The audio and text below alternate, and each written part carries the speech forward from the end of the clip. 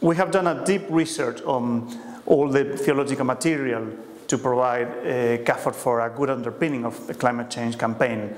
Among many resources, we are heavily relying on two biblical stories. One from the Old Testament, the story of creation of the book of Genesis, and the other, the New Testament, the parable of the Good Samaritan. The Good Samaritan is a story that refers to a wounded man lying on the side of the road and three men passing by. Two were indifferent. Only one looked seriously at the wounded man. He was moved by compassion, and he helped the wounded man to heal and to cure himself.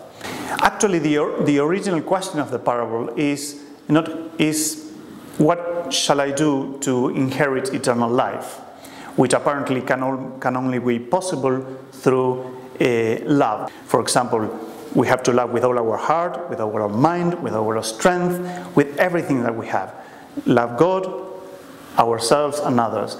And this love starts by having a compassionate side towards those in need.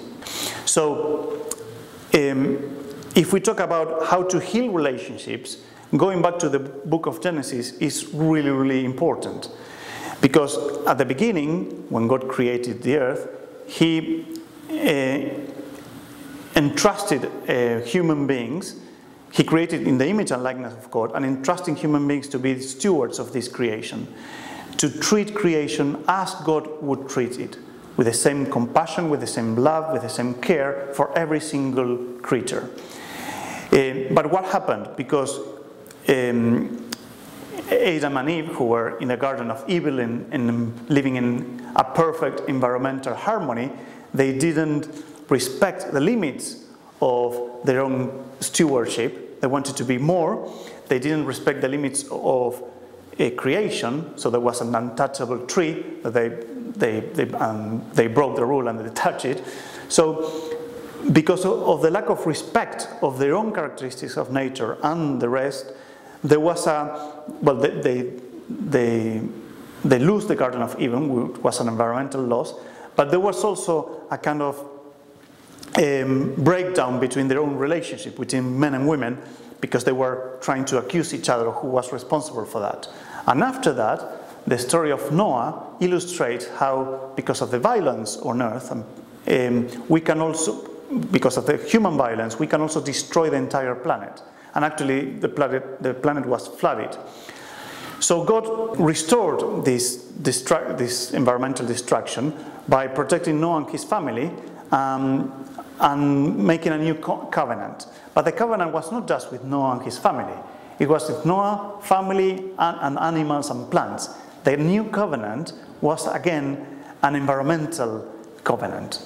The reason for choosing the parable of the Good Samaritan is that, first, it's, as one of our external theological advisors, Celia Joan Drummond, says, this parable explains perfectly well how to live a life to the full by having a compassionate love towards neighbors or towards beings in general.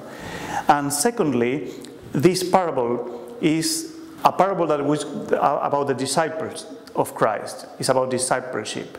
And thirdly, and perhaps most importantly, that this parable, among many others, it's not the only one, can shed light to the story of the book of Genesis, of the Old Testament. Why? Because the story of the Old Testament is about relationships and how these relationships can be destroyed or broken, and the parable of the Good Samaritan is how can these relationships be healed.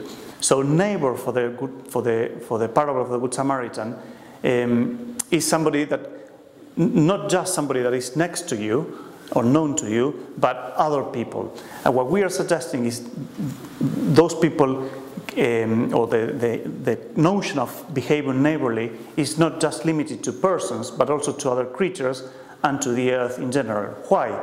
Because Christ, who epitomizes the Good Samaritan, has come to redeem all creation, not just human beings.